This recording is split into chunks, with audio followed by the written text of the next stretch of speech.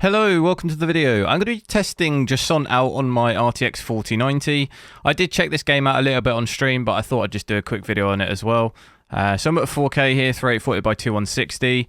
We'll test native first, but the game does have DLSS 3, so we'll check that out in a little bit. And then settings-wise, everything is just maxed out. You can see here we've got it set to maximum on the settings here. So let's have a look.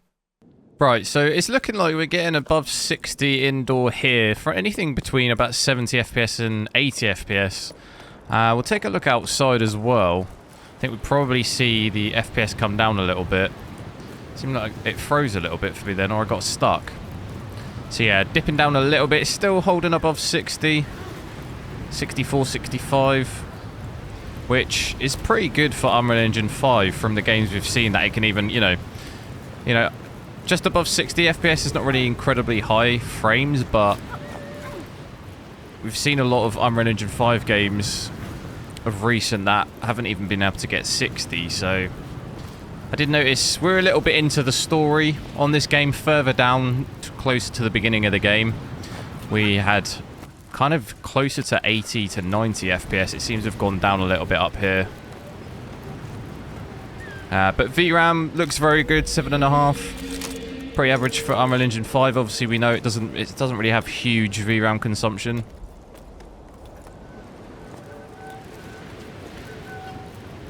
I'm quite sure I've got to go here. I've got to go over this way. Then where have I got to go here? Keep going up.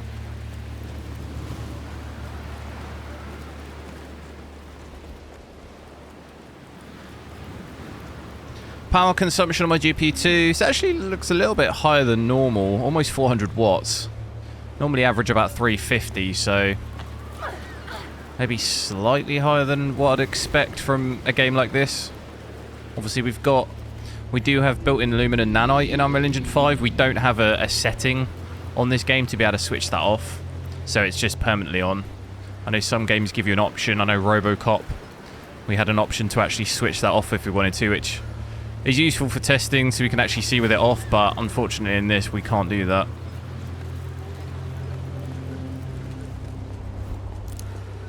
But yeah, it seems for the most part holding above 60. We got 66 average FPS. And even our lows aren't looking too bad. Got a little bit of a stutter then in the frame time, but fairly smooth looking frame time. It's not anything crazy. I did notice an issue on my... I think from having a look online, it seems like the 3900K and 4900K, I get this weird issue with Unreal Engine 5 games where it either causes a lot of stuttering or I get this weird error saying out of video memory, which is obviously not like it's not demonstrating a proper issue because we've got 24 gig and we're using not even 8 gig, so there's no way we're out of video memory. But I've seen it in like multiple Unreal Engine games now. So apparently it's an issue with Intel CPUs. And I have noticed a fix is to just drop the CPU ratio. I've got the Intel Extreme Tuning utility. I just drop it by 1 from 57 to 56. And it doesn't change the performance at all. But it just stops it getting that error and crashing, so... Seems to fix a lot of the stuttering too, which is kind of interesting. But like I say, only seems to happen on Unreal Engine 5. Not seen it in any other games. The CPU's not got a huge CPU usage really. 12% at the moment. 15, even CPU power's fairly low. Compared to sometimes we're seeing, you know, over 100 watts at least.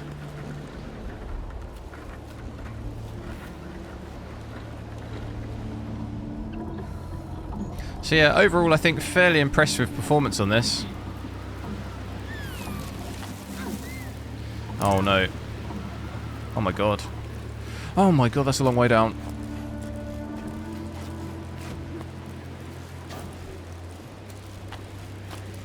I'm always a little bit hesitant with Unreal Engine 5 games because they seem to be getting a little bit better recently.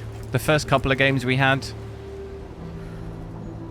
it's kind of closer to the beginning of the year, where not as good performance-wise. I know there was quite a few games in there that were kind of 30, 40 FPS on day one 4K native. I know we've seen that recently with Ark Survival Ascended, but getting a little... It seems like we're getting slightly better games. You know, Robocop, the Finals beta, all seem to be a little bit better performance-wise, so...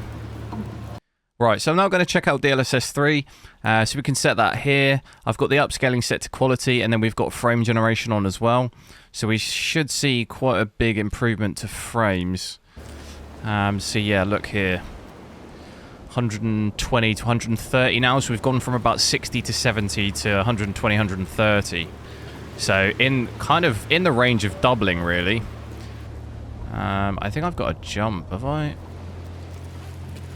Not sure what our highs, if we'll see up to maybe 140. I mean, there we go, we've hit it. 140, 145, so yeah. Pretty much doubled our range, at least, that we had before. Which is pretty impressive. I wouldn't say you really need this kind of frame rate in a game like this, personally. I mean, 60 FPS is fine. But it's cool to see it in action, at least. It's brought our power consumption down quite a bit. So maybe that'll be of benefit to some people. We were at kind of 380, 390 down to about 330, 340 here, so VRAM's gone up a little bit because of frame generation. That's we normally do see that.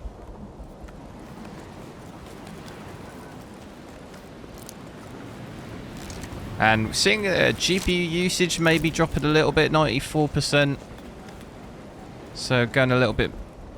Normally, obviously, a little bit more CPU bound, which I think we're seeing a little bit, 17% usage, so it is up a little bit high. I think we had about 10 to 15, so maybe crept up a little bit. Obviously, power on the CPU's up a little bit as well.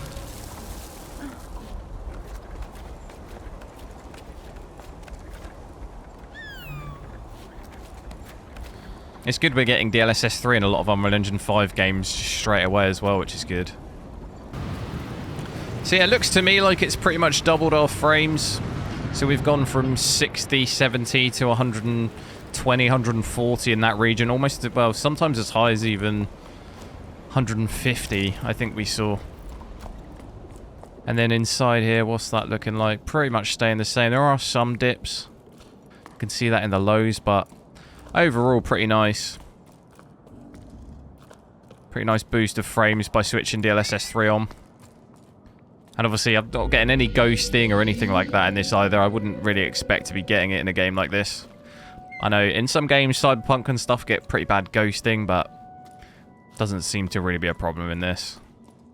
Don't think we've really got enough going on or enough movement and stuff to really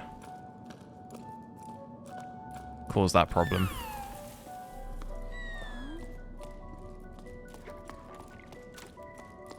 I think I've got to keep climbing up.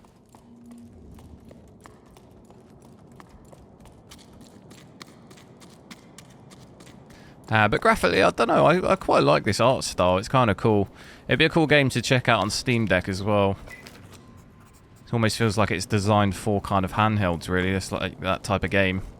It'd probably, I imagine, run pretty well, although you've only got FSR on Steam Deck, so you won't be quite getting as high frames as this. Right, that's going to be it for this video, guys. Thanks a lot for watching. Make sure to drop a like on the video, leave me a comment, let me know what you think, and I'll catch you next time.